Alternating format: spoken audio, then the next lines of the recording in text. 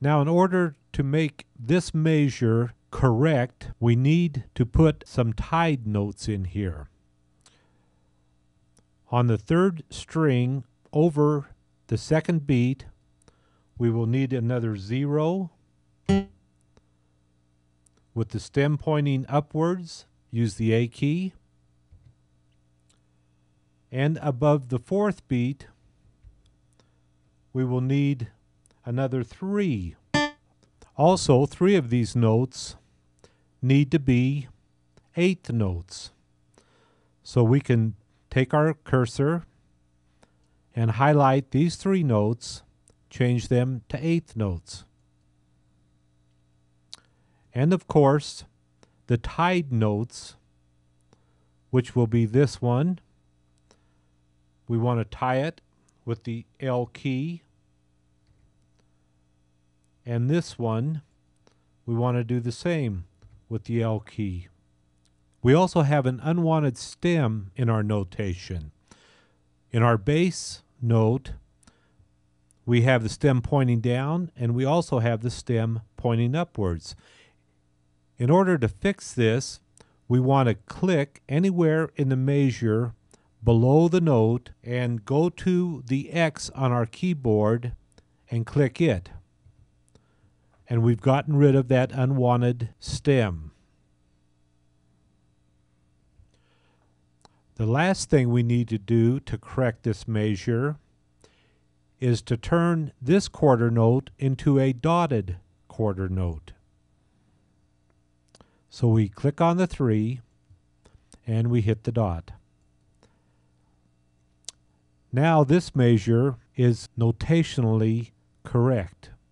So not only will it sound right, but it will look right as well.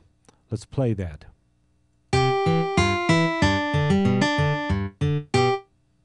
Now that we have measure 24 sounding and looking right, we need to add one more note to measure 25, and it will be the D note in the first beat. So we'll click that second string open and we'll add a 3. And we want this to be a half note. So we'll hit the half note and get rid of the dot. And now it will sound like this.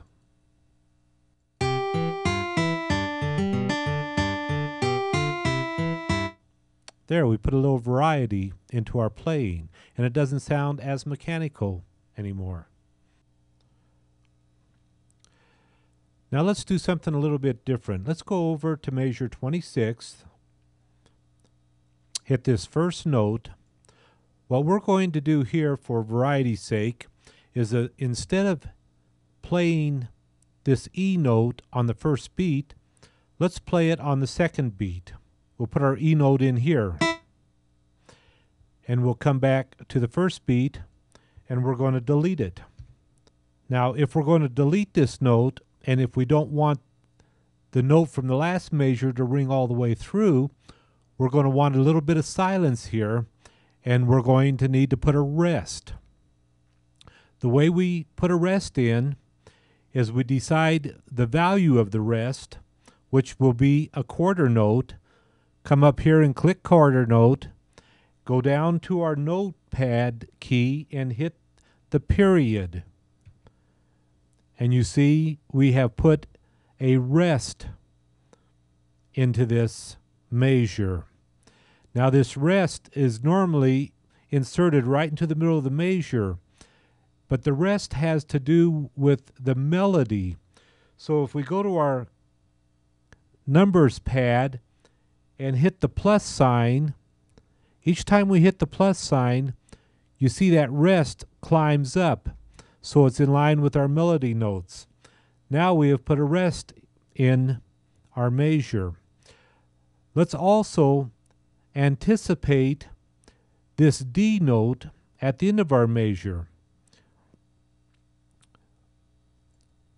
We will come back one space and we will hit another D note, or a number 3. Now what we have done here is we've actually turned this E note and this D note into 8th notes. So we need to highlight those 2 notes and hit the 8th note. By anticipating this D note, we're going to make this note a tied note so it doesn't sound by hitting the L. Let's go ahead and play that and see how it sounds.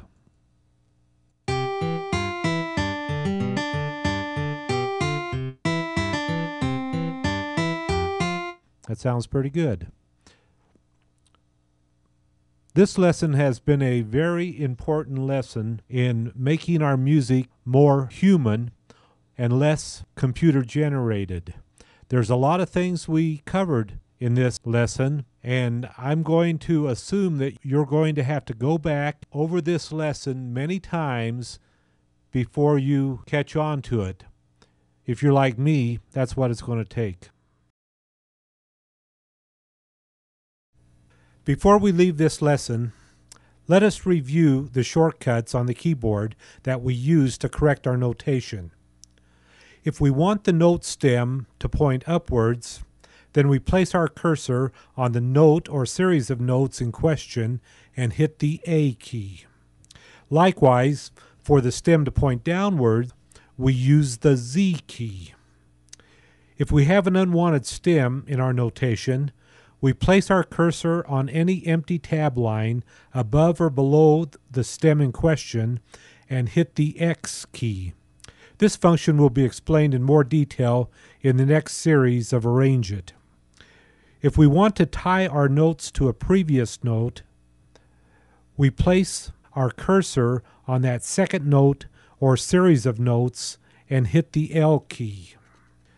There are many things we can do to our tab to make it look and sound better, but that is beyond the scope of these lessons. Now, with just a few finishing touches, we will have completed our tab of Red River Valley.